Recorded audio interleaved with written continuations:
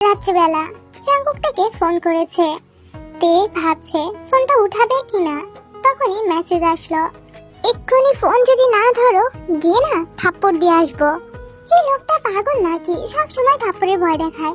Maybe উনি না থাপ্পড় থেরাপির কাজ করে, বলে এত থাপ্পড় কেউ দিতে পারে, পাজি লোক একটা। বলে তে ফোনটা উঠিয়ে নেয়। হ্যালো, হ্যাঁ কি করছে আমার তে পাখি? পাখি উড়ে গেছে। জাঙ্কুক হতাশ হলো। আরে আমি তোমাকে বলছি, কিন্তু আমি উঠতে পারি না। উফ বাবা, আপনার বাবা এসেছে, তাহলে তাকে দেন, আমি তার সাথে কথা বলবো। আমি আঙ্কেলকে বলবো আমাকে যেন চকলেট এনে দেয়। উফ, তুমি যদি আমার সাথে ঠিক মতো করে কথা বলো আমি তোমাকে চকলেট এনে দিব। সত্যি দেবেন? পাক্কা।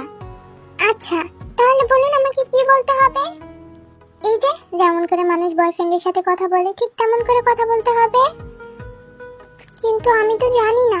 দাঁড়ান 1 মিনিট, আমি জিমিনকে জিজ্ঞেস করে আসি। ও আল্লাহ গো, আমি কোন পাগল মেয়ের পাল্লায় পড়লাম। এমি, খবরদার কাউকে জিজ্ঞেস করবে না। তাহলে আমি কিভাবে বলবো? আরে তুমি এটাও জানো না, বয়ফ্রেন্ডকে বলতে হয় জান, হাবি, এসব। ও আচ্ছা, হ্যালো জান, তুমি কেমন আছো?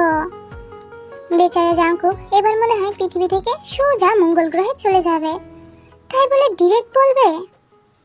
কি হলো হাবি, কথা বলছো না কেন? কথা বলো। হয়েছে তে, আর দরকার নেই, আজকের জন্য এটুকুই যথেষ্ট, ঘুমিয়ে পড়ো। আচ্ছা হাবি।